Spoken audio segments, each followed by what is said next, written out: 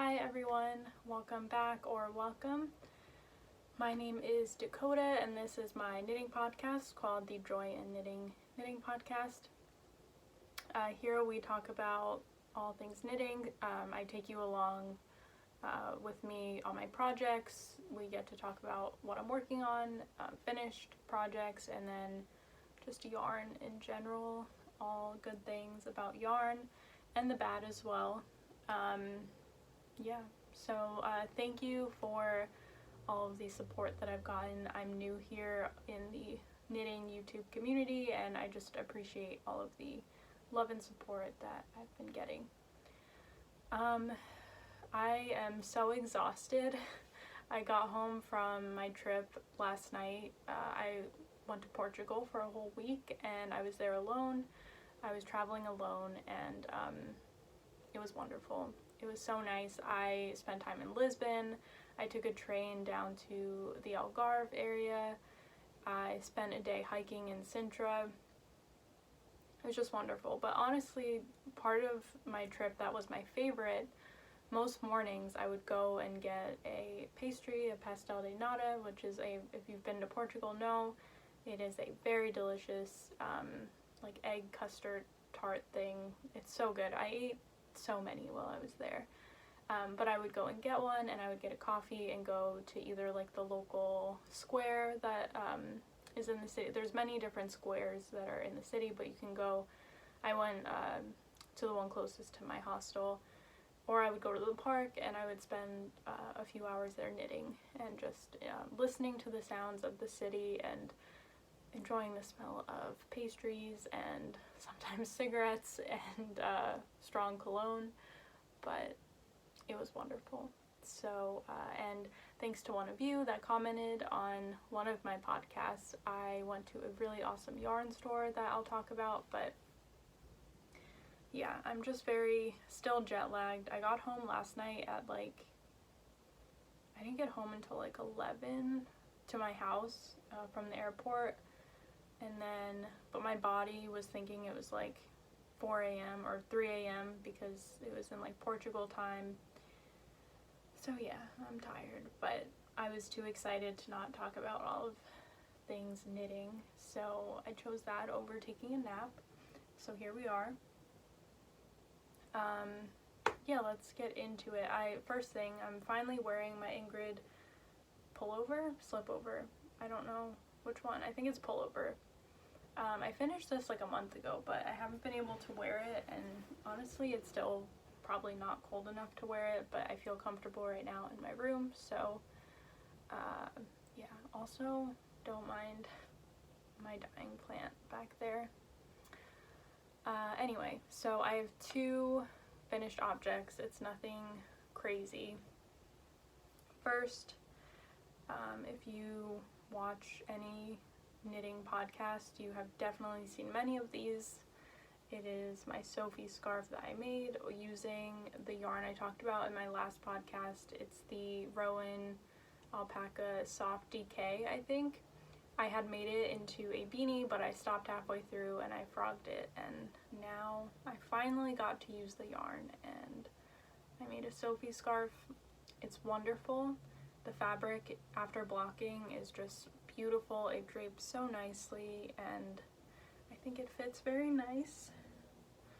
I don't know about with this outfit, but it's great. I think I'm gonna get a lot of use out of this fall. I would love to make more. I want to make bigger ones, the larger size. I knit this in the small size and yeah, I love it. I'm excited to wear it. In terms of the pattern, well, first the color. I don't remember what the color is called, but it's just a deep teal color, very rich color, very nice. Okay, so the pattern. I only messed up in the beginning because I think this is the side, or wait, it's this side. Because I just was getting used to the pattern. At first it's very strange because you're where am I? What am I doing? I'm confused. At least that's how I felt. So in the beginning it was just a little wonky, but then as time went on, it evened out a lot. What else? As you know, it has the very nice I-cord edging built into it, and then the garter stitch all the way through. When I first started this, I was like very confused. I was like, how is this going to turn to this? But that is just like the magic of pattern design. Sometimes you just read a pattern and you're like, how is that going to turn out to that? But it does. And yeah, pattern designers are just very talented people, very creative and imaginative. So yeah, in terms of like a level of difficulty, it was pretty easy, but I will say it's not a mindless knit, at least not for me. I did have to pay attention to what row I was on, or I would mess up because the increases and decreases are only on one side. As you can see, it's on this side, and this side is supposed to be flat. So if you aren't careful, you can end up doing a increase or decrease on this side, and then it's going to be all wobbly and wonky looking.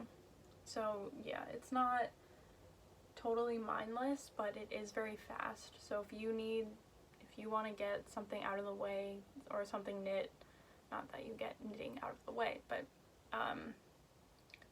if you want something that will be fast, do one of these. It's great. I think I got this done in 2 days, but I wasn't knitting all day. I think I had started it at night, one night while I was watching a movie. So there's my Sophie scarf. I plan to knit many more Sophie scarves with scrap yarn. My second finished object are a pair of socks that I have been working on for a long time. I just had a lot of trouble finishing them. I think I just got excited about other sock yarns that I had that I wanted to use before the end of summer. So, but I finally finished them, and I don't remember if I talked about these in a different podcast. I feel like I did, but if I didn't, here they are. These I call my burlap socks or wheatgrass socks. That's just what the color reminds me of. I don't remember the name of the yarn. I don't even remember what kind of yarn this is. All I know is I got it at Knit and Needle in Manhattan, in the city. But yeah, this color is beautiful. At first glance, it doesn't look like anything special. By the way, these aren't blocked yet. At first glance, it doesn't look like anything spectacular or special, but the detail in the variegation is quite beautiful. There are specks of gray, various colors of tan or tones of tan, even like almost some green tones in here, and together it just makes this beautiful stripy neutral that I'm excited to wear. The fabric itself is so soft and very like temperature controlled, not too warm, but if your foot is cold, it will definitely warm your foot up. It's like not too squishy, but squishy enough. Yeah, it's beautiful. In terms of the design, I just did a vanilla sock following Crazy Sock Lady's vanilla sock tutorial on YouTube. I knit these on a 9-inch circular needle, and I did a 3x1 rib cuff, just regular cast on, long tail cast on, I think. Maybe I did do German twisted cast on, I can't remember now. But it's 3x1 rib, and then I think I did 20 rows of the cuff, 50 rows of the leg, regular slip stitch heel, and 65 row foot, and then regular toe decrease. I think I did, I definitely did a 56 stitch cast on. I wear a size 7 to 7.5 in shoes. usually 7.5, sometimes 8. It really depends on the shoe, but I have very long, they're not too long, but they're very narrow, so I feel like the smaller size always ends up fitting well, because I find that knit socks tend to stretch out a little bit once you've been wearing them. I remember my first pair of socks, I did a medium size, which I think is 60 stitch cast on, and they ended up just being too loose after immediately putting them on. So the small has the, like, 56 has always been good. So yeah, that's it for these socks. I cannot wait to block them and finally wear them. I think I will get a lot of use out of these socks because they're just like a very neutral, easy color to wear. So yeah, that's that. Those, oh my gosh, I can't talk. Those are my 2 finished objects that I have for however long it's been since my last podcast. Moving on to works in progress. I only have 2 of them, and one of them is also a acquisition. So the first one that I have is my Monday sweater that I've been working on, and last time we spoke, I think I had talked about how I got the wrong yarn, but I was really hoping that it would work out. I just kept knitting. I hadn't split for sleeves yet. I was almost done with all of the with the yoke, but maybe after like I was more than halfway done with the yoke, and I was just like, I can't do this. Like, it felt horrible to knit up. It was just bad. The color was nice, but yeah, it was just the wrong yarn, and I figured there's no sense in finishing this if I'm not gonna get use out of it once I'm done. Like, I'm spending all of this time, I spent money on this yarn, I don't want to keep going with this. So I decided to frog it, and I got different yarn, and with this, I got the right yarn this time. I got the recommended yarn. It is the Sunday yarn by Sadness Yarn, and I kept the same mohair. It's Knitting for Olive Soft Silk Mohair in the color Powder. I think the Sunday yarn is just in like a light beige color, maybe even called beige, I don't know. But these 2 together are heaven. Like, I've never used these 2 yarns together, but I understand the hype now. They're both very delicate yarns, but when worked together, it's just like bliss. Like, delicate yarn bliss. It's beautiful. Let me show you the actual sweater. So I have gotten probably halfway done with the body. Yeah, halfway done with the body, split for sleeves. Weird, I don't know if this happens to anyone else, but as I was doing the short row shaping, I got this odd pattern, I guess, design in the front, which is fine, it doesn't bother me, but I'm just curious if anyone else has experienced that. In the back, it's not like that. The back is very seamless.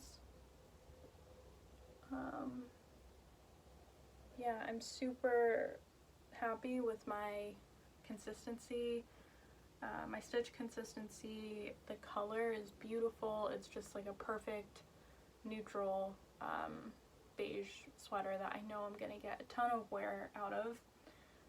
This already has a wonderful drape, but once it's blocked, it's gonna be like perfect. I'm so excited. Like, this slip over, I remember before I knit it, it was very like bunched up, but once I blocked it, it's just so nice and drapey. It's great. Blocking, if you don't block your stuff, try it and you'll be amazed. I don't want to say too much about this because when it's a finished object, I would like to say all of my thoughts on it, but for now, this is where we're at, and yeah, I'm probably gonna do some more work on it today. I did bring this with me to Portugal. I wasn't expecting to, but change of plans, and I'm glad I did because I knit on it a lot when I was on the train. Yeah, it was I took a train ride down to Lagos, and that was like a 4-hour train ride, which I can only listen to so many podcasts. I mean, I did listen to podcasts the whole way, but it was just nice to be able to knit while I was on the train. And I would knit on this while I was at the park or one of the city squares. It was great. Anyway, I couldn't get lost in knitting this, so I'm gonna stop and save this for when it's a finished object to talk more in detail about. My other yarn, oh, never mind, it's here. So I have another acquisition, but that's also a work in progress, and this is a yarn that I got while I was at the yarn store that one of you recommended to me, called Retrosaria, I think it's called. Did I say that in the beginning? Maybe. So thank you to the person that recommended it. It was great. It was a wonderful experience going there. I took the metro to get there, and then yeah, the yarn store itself was beautiful. They had such a nice selection of yarn. I wanted to buy so much, but I only allowed myself to buy a couple things. Yeah, I don't know. I like, now looking back, I'm like, I should have bought more, but I wanted to be like financially smart about what I was doing, and also like consider how much room I have in my carry-on to bring home with me. But at least I got to experience the yarn, and I know for next time that I travel to make room for more yarn. But yeah, the staff in that yarn store was very nice. They spoke English, so I was able to easily communicate with them, and they were very accommodating and nice to me, even though I didn't know the language. So yeah, that was just my experience there. Okay, so this is the yarn. It's a sock yarn, and it's this beautiful variegated brown and cream color, and once it's worked up, it's so beautiful. I already made a sock, so but first let me tell you about the yarn. So this yarn is called Mondim, definitely saying that wrong, Mondim, don't know, but this is the packaging or the card that comes with it. There's a lot of stuff in Portuguese that I don't understand, but it says that it's a non-superwash sock weight yarn made from fine Portuguese wool. And you know what? I need to translate this because it probably tells the story of this yarn, and I would love to know. I've never seen anyone talk about this yarn that I've watched, but just recently, like yesterday, I was watching one of Kreia Bea's podcasts. I don't know if it was new or not. I think it was. I think it was like the fall knitting plans video. And she talked about this and said she wanted to knit, I don't remember what sweater, but a sweater in this. And I was like, that's really interesting because it is like a very rustic yarn, and I can't remember if she said she was going to pair it with something. I don't remember, but probably if you paired this with a mohair, it would soften up quite a bit. Yeah, it is pretty rustic, toothy, not very comfortable, so I decided, one, I wanted to stick to smaller projects because I didn't want to buy a whole sweater's quantity of yarn and then not be able to bring it home with me. So I just got socks quantity, and I think I will end up having leftover of this so I can knit other things too. So let me show you my sock that I made. This is the first sock, and I am obsessed with this. I love the way that this yarn works up. It is like speckled goodness. Like, you can't tell. It's either like brown sock with white speckles or white sock with brown speckles. Which one is it? I don't know, but it's beautiful. It isn't blocked yet because I just started working on the second one. I just have the little baby cuff. And with this sock, I just kind of went with it. I was like, I'm just gonna gonna knit and see what looks nice. So I decided to go with a smaller cuff and leg because since this is a very like toothy yarn, I didn't think I wanted it to go all the way up my leg. My feet I think can withstand the roughness, but I don't know if my legs can. So I did first I did a 54 stitch cast on, and that was because I had originally done 56, but it looked really big, like, and I don't really know if 2 stitches makes a difference, but I don't know, I tried it on and it fits great at 54. So yeah, for the cuff I did 13 rows, very random, but I was just like, I want a smaller cuff, so I'm just going to do 13. I like the look of it. I did a 30 row leg. I did a short row heel, which I don't normally do, but I wanted something different, and I think I'm getting better. I haven't noted, like when I tried it on, it wasn't very gappy. I think if I like pull it and try to find gaps, I can see like my finger, but I think it's just the nature of this yarn that it hides mistakes very well.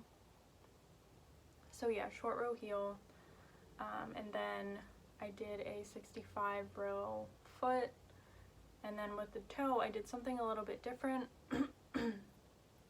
I did strange repeat.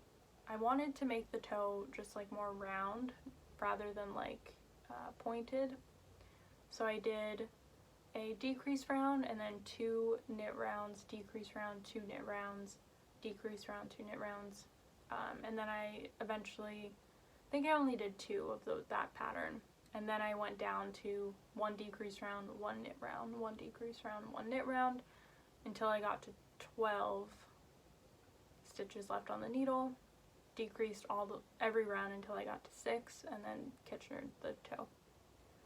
And I'm really happy with how it turned out. This reminds me of like winter time, just like coziness, and I'm in love with it. So if I get the chance to buy this yarn again, I definitely would. I would love to have more colors of this.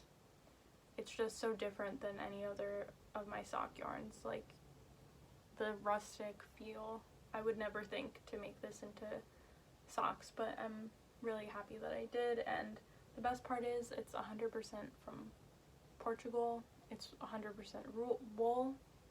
The color for this is 400. It's just 400. But this company or this brand has so many different colors. So yeah, that's it. I'm sure these will be finished by my next podcast, and then if I have left over, I may make a very like a mini sock, just like a short cuff and heel for my friend, or I might make them into handless, fingerless mittens if I get the chance, if I have enough yarn. So that's that. Oh, also, I forgot to mention, I think I talked about that I wanted to bring this yarn with me to Portugal to make socks, and it's a sock set. It's the birchwood sock set that I've talked about many times, but once I got that yarn, I was like, forget this, I need to make those socks. So these are gonna be next. I think I want to try to find a more intricate sock pattern rather than just trying to knit vanilla socks again, because don't get me wrong, I love vanilla socks, but I just want something more detailed, more fun to, not that vanilla socks aren't fun, but more exciting, I guess. The only thing is, with variegated yarn, vanilla socks are a great pattern for it. So I don't know. I'm gonna try to find a nice variegated sock pattern that uses variegated yarn that isn't just vanilla sock. Okay, anyway. My last acquisition is something very exciting and special. I got this yarn from Portugal. And it is, oh no, my swatch. Oh well. I got these 2 yarns. And I've already made a very tiny little swatch that I'll show you that isn't very great, but it's a swatch. So the deeper yellow yarn, I think I took the packaging off. Maybe I have it. No, darn. This deeper yellow yarn it's this yarn called Vovo, which means grandma in Portuguese, and it's from Portugal. It's from a sheep that is in the Algarve region, and I forget what it's called. There's a specific name of the sheep, but I'll probably end up posting about this on my Instagram once I start the project. But yeah, I wanted a yarn that was specific to Portugal, and this being from the Algarve region was very special to me because I spent time down in that region, so it's very cool. And when I was on the train going to the Lagos, or like the Algarve region, I saw a sheep farm, and I saw the sheep, and I was like, oh my gosh, I wonder if that's the sheep that this yarn is made from. I don't know. But this again is kind of a rustic, toothy yarn. I don't know what weight it is. I have no idea, to be honest. Do you know? I am so bad at telling like what weight of yarn things are. Yeah, and I got this because if you've ever been to Lisbon, you know that this is like the color of Lisbon. The buildings are this color, the tram is this color, the buses, this is just like the color of Lisbon. So that's why I got it, and I paired it with this Isidre mohair. Very interesting combination. I've never touched their mohair. It's so soft. I've never felt something or a mohair that is more soft. It's very fluffy. I'm obsessed with it. That yarn store had a lot of Isidre yarn. I was very impressed. I wanted to buy all of it. But these together, I want to make probably an Oslo hat or some type of beanie. I want to make a beanie out of this. I think it will be so cute in the fall, even winter. I mean, it's gonna be really cute. I made a swatch. It's not the best swatch because I didn't like cast it off. I just kind of took it and took the needle off, but ooh, it does not show up. There we go. That is more true to color. So it ended up working up like this. I will, once I cast it on, I'll definitely post a picture on Instagram so you can see more clearly. But very fluffy and some nice like color variation. Nothing too dramatic. I don't think it's gonna show up well. Yeah, it like distorts the color when I put it up. I'll post it on Instagram. Mohair in my throat. Very fluffy. I think this is gonna be very cute. Maybe, I don't know, I think the yellow, it'll look cute, I think. But either way, it's special because it's from Portugal, so. Yeah, that is all I have to talk about today. It's already, I feel like 30 minutes is a good amount of time. I do have some future knitting plans, but I'll talk about that at another time. And yeah, if you have any questions or comments, you can leave them down below for me. If you want to follow me on Instagram, you can find me there. Again, thank you for supporting me and watching these videos, and I guess I'll see you in the next one. Have a good day. Bye.